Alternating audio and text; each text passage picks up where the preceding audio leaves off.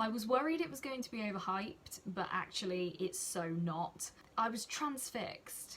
When I watched it, I was absolutely transfixed. Hello and welcome back. So today I thought I would talk to you about my top 5 musicals and also 5 musicals that are top of my wish list that I want to see in person. It's the end of June now and I've got 3 musicals that I'm going to see throughout July, pretty much one after the other on Saturdays.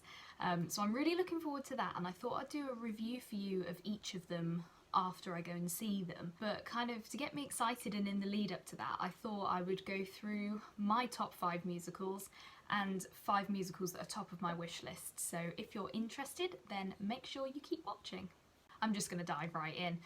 So the first one on my top 5, and by the way this is in no particular order, so the first one is Les Miserables, and well beloved throughout the world. I'm sure it's one of the longest running musicals in the West End still. It's just amazing.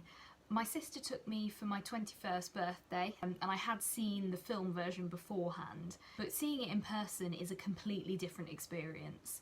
It's awe-inspiring, like that's where the word awesome comes from. It's amazing. It's one of those musicals that just properly fills the auditorium and you get so involved in it, and there's so much happening, you know, there's highs and lows and laughs and tears, kind of the whole spectrum, and there's a reason why it's one of the best loved musicals in the world. It's just amazing.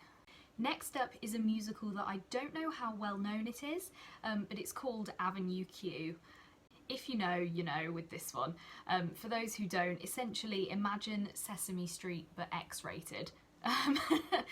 When you watch it you can tell that they've taken so much inspiration from Sesame Street, let's say. It's a proper like black comedy musical, not for the faint-hearted. It's probably got some outdated references in there, but that adds to the comedy. I heard the music as a teenager and was desperate to go and see it in London, but it closed before I could ever go. And it went on tour, I believe it was just before COVID, and so I saw it in my local city. I went by myself, which was a bit of a shame because I couldn't like talk to anyone about it, but it was so good and easily in my top 5. It was absolutely brilliant. Next is another musical that I don't know if it's particularly well known, and this one is called Blood Brothers. If you haven't heard of it before, essentially, tale as old as time, a poor mother gives birth to twin boys.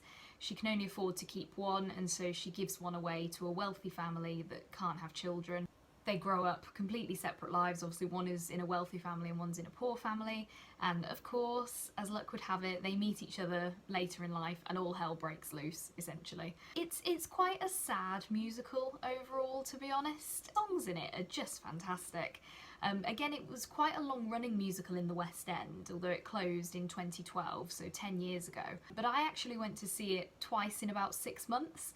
The story behind it is that my sister went to see it for her drama GCSE and absolutely loved it.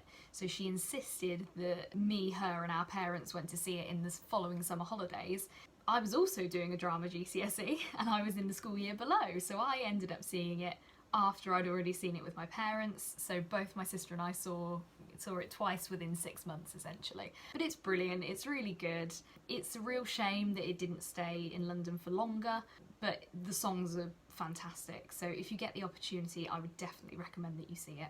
Next up is another West End classic, and again probably a global classic, Phantom of the Opera. Fun fact, I actually saw the penultimate performance of this before it closed for COVID. So I was in London on Saturday, maybe the 10th of March 2020, and saw the matinee performance. The evening performance that day was the last performance that they did before it closed because of COVID. So that was pretty cool, albeit it was weird later on to be looking back and thinking, I was one of the last people to see Phantom and it's still not open again. I really enjoyed it. I had seen the film probably 10 years prior and didn't remember much of the plot line other than kind of the very basics. It is a bit slow in places and I do kind of wish they'd condense some of those bits down, but overall it's fantastic, and again every song in it is an absolute banger. Like Phantom of the Opera, music of the night, all I ask of you, they're just brilliant. And again, there's a reason why it's been so long running, and the effects that they do in the theatre are brilliant, so good. So again, if you get the opportunity, definitely go and see Phantom of the Opera. And finally, my fifth choice, albeit like I said, not in order, my final musical in my top 5 is Come From Away.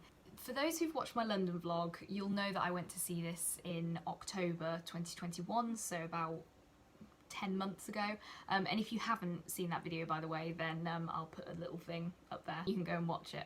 But basically, again, for those who don't know, Come From Away is the true story of when all the planes were grounded on 9/11. It's about this tiny island called Newfoundland, always worried I'm going to mess that up, just off of Canada. And it's where a lot of the transatlantic flights either hit North America or are leaving North America to go over to Europe. And this tiny island all of a sudden had all these planes landing, and they basically couldn't like accommodate people, but they did their absolute best, and the people were so friendly and welcoming. It's such a heartwarming musical. It's a bit different as well because I think it's only like maybe 2 hours or an hour and a half long. I don't believe from memory there's an interval, but it's definitely a shorter musical. But it's so heartwarming. It really kind of puts your faith back in humanity. It's just brilliant.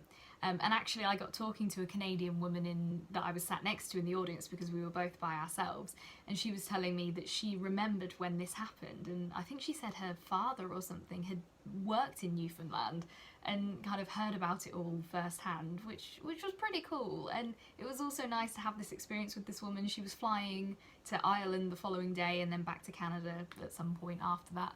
So it was pretty cool to have this fleeting moment with a Canadian who had first-hand experience of when this happened. It's, again, the songs are fantastic. It's real kind of heartwarming, feel-good, and there's a lot of laughs in it as well.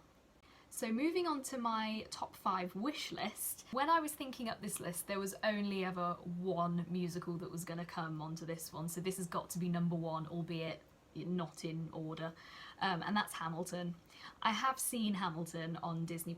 I've seen it multiple times, and it's just phenomenal. I was worried it was going to be overhyped, but actually it's so not. I was transfixed. When I watched it, I was absolutely transfixed, and I love when that happens. And the whole way through, I was Googling everything, like, did that really happen? Like, how could that have happened? Like, the Reynolds pamphlet, why? Why? The songs are fantastic. I mean, the actors in the filmed version are fantastic. I have absolutely no doubt that the people in person in London will also be fantastic. And I think it's so applicable to modern politics as well.